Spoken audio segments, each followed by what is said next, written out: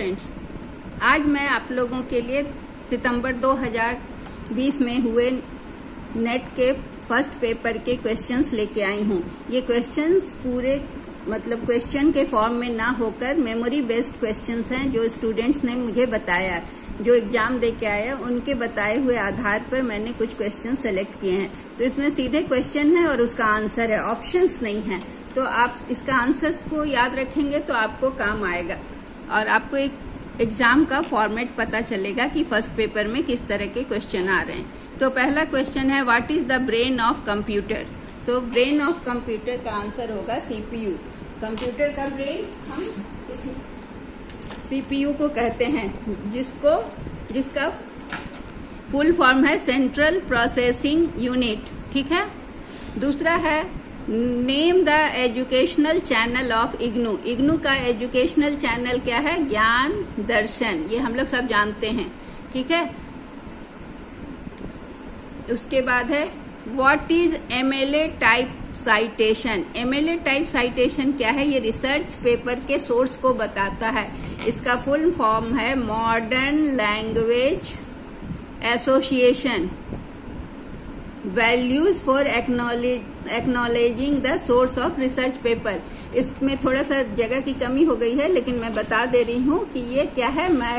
MLA का full form है modern language association, जो कि रिसर्च पेपर के सोर्स को एक्नॉलेज या उसको ऑथेंटिकेट करने के लिए यूज किया जाता है। Sampling error decreases with. Sampling में एरर कब होता है? जब सैंपल का साइज छोटा होता है। तो क्या होता है कि हमारे पास सारे रिप्रेजेंटेटिव नहीं होते हैं, बहुत बड़ा पॉपुलेशन है, उससे हम कम सैंपल उठाते हैं तो वो रिप्रेजेंटेटिव सैंपल नहीं होता है, तो ये उसमें एरर होने की संभावना होती है। वो गलती को रोका जा सकता है। कैसे? तो सैंपल के साइज को बढ़ाकर।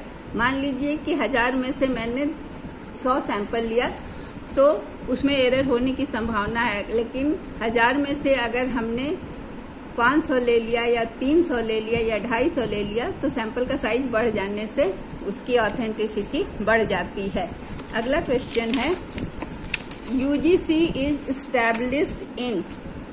UGC is established under which act. ठीक है। इसमें दो तरह का क्वेश्चन का आपका आंसर होगा। पहला तो कि यूजीसी की स्थापना किस एक्ट के तहत हुई, और दूसरा कि यूजीसी की स्थापना कब हुई। ये दोनों क्वेश्चन बनते हैं।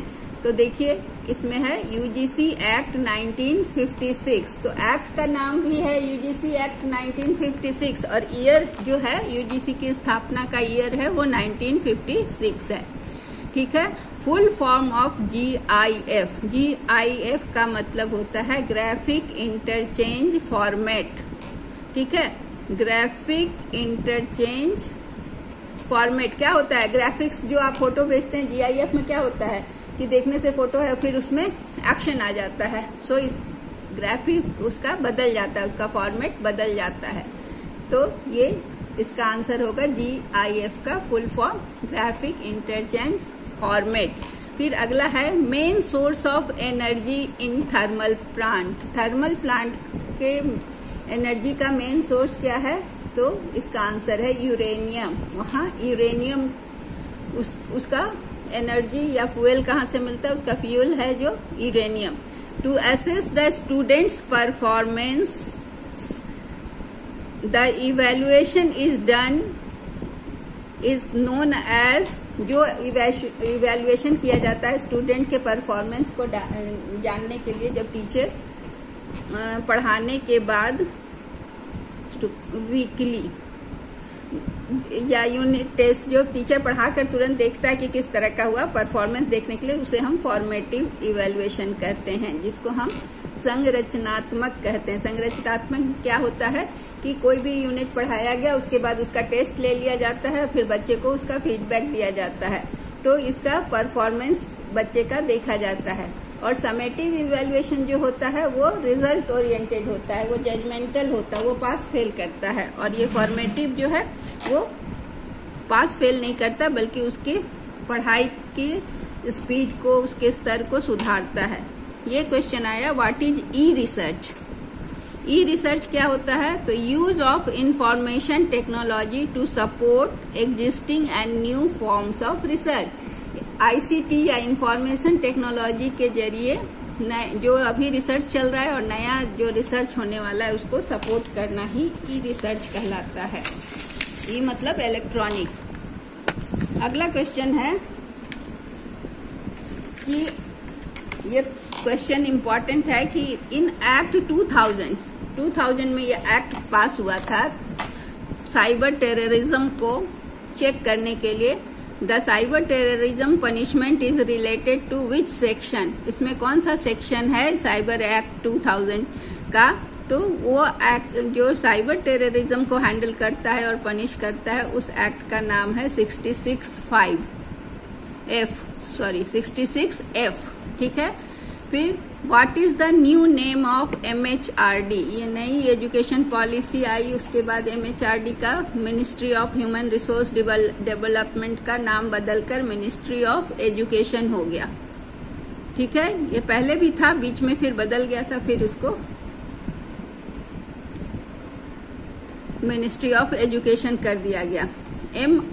MRAM is which type of memory? ये किस तरह की मेमोरी है? तो ये नॉन वोलेटाइल है। नॉन वोलेटाइल मेमोरी को हम क्या कहते हैं? जो कि करंट चले जाने के बाद भी रिटेन होती है, कंप्यूटर में रहती है। वोलेटाइल मेमोरी क्या होता है? जो लाइन कटने के बाद खत्म हो जाता है। ठीक है, तो रैम जो है non volatile. MRAM non volatile memory है। How many channels are there in Swayam Prabha? ये क्वेश्चन बहुत आ रहा है। स्वयं प्रभा में कितने चैनल हैं? तो 34 चैनल्स हैं। ठीक है, इसको याद रखिएगा।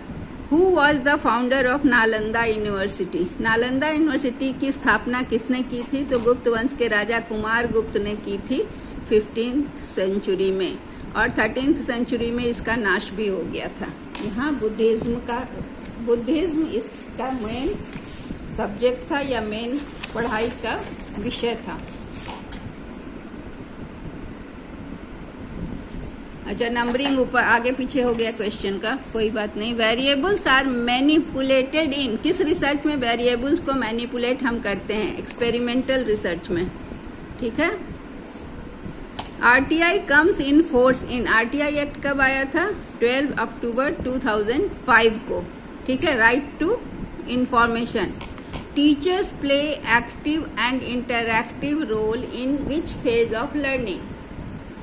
तो इसमें है रिफ्लेक्टिव लेवल ऑफ लर्निंग जब होता है तो उसमें टीचर का रोल हो जाता है। उसमें बच्चे अपने से पढ़ने के बाद, समझने के बाद अपनी अंडरस्टैंडिंग से जब वो आंसर करते हैं, पहला होता है मेमोरी लेवल, फिर होता है अंडरस्टैंडिंग लेवल, तीसरा होता है रिफ्लेक्टिव लेवल।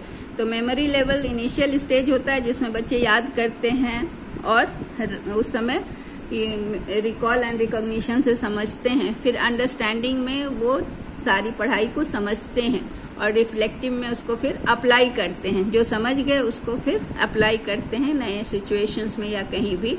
तो टीचर का एक्टिव और इंटरएक्टिव रोल हो जाता है रिफ्लेक्टिव लेवल में। व्हाट इज ITR सुगम? ये भी थोड़ा सा जगह की कमी हो गई है इसमें। सुगम ITR क्या है?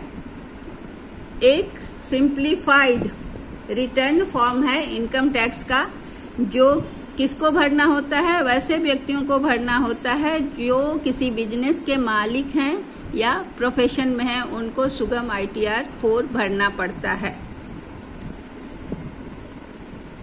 आयुर्वेदा कम फ्रॉम विच वेदा? किस वेद से आयुर्वेद का प्रादुर्भाव हुआ? तो अथर्ववेद से। ये तो आसान क्वेश्चन आया था। व्हाट इज स्वयं?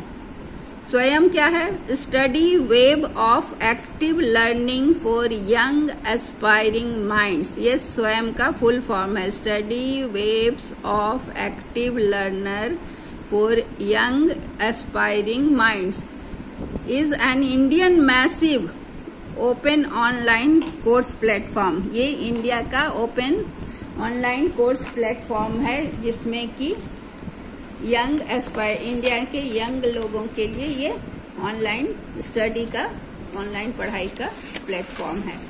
अगला क्वेश्चन है, ये क्वेश्चन बहुत आ रहा है एनवायरनमेंट से। तो विच green house gas is present maximum time in atmosphere? कौन सा? CFC। इसका फुल फॉर्म क्या है? क्लोरोफ्लोरोकार्बन।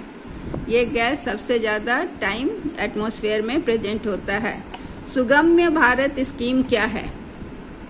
सुगम्य भारत स्कीम एक राष्ट्र, पूरे राष्ट्र में ये कैंपेन है, चलाया गया है ताकि जो बच्चे, जो नागरिक भारत के फिजिकल डिसेबिलिटी से ग्रस्त हैं, मतलब शारीरिक अयोग्यता से ग्रस्त हैं, कि उनको किसी तरह की तकलीफ है देखने में, चलने में, बोलने में, तो उनके लिए universal accessibility for citizen with physical, ये नेशन वाइड कैंपेन है कि फिजिकल डिसेबल लोग को सुविधा पहुंचाया जाए।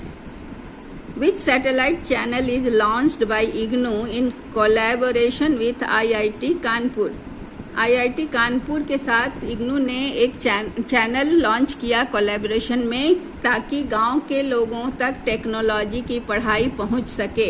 ये 2003 में लॉन्च हुआ था IIT कानपुर के साथ, और इस चैनल का नाम था एकलव्य। ये बहुत इम्पोर्टेंट है, बहुत बार आया, 3 बार। फिर ये भी, what is the name of first national super computer mission of India? ये पहला national super computer mission of India का नाम है परम शिवाय। इसका ये बनारस IIT BHU ने इसको बनाया, और वहाँ काशी विश्वनाथ की नगरी में ये बनाया गया, इसलिए इसका नाम परम शिवाय रखा गया। फुल फॉर्म ऑफ CD-ROM है computer disk read only memory. Full form क्या हुआ? C से computer, D disk read only memory. ठीक है, तो ये क्वेश्चंस का नंबरिंग ऊपर नीचे हो गया है, उससे कोई फर्क नहीं पड़ता क्योंकि आपका ऑप्शंस उसमें नहीं था। तो आप ये क्वेश्चंस को ध्यान से देखेंगे, आपके लिए यूजफुल होगा। Thank you, all the best.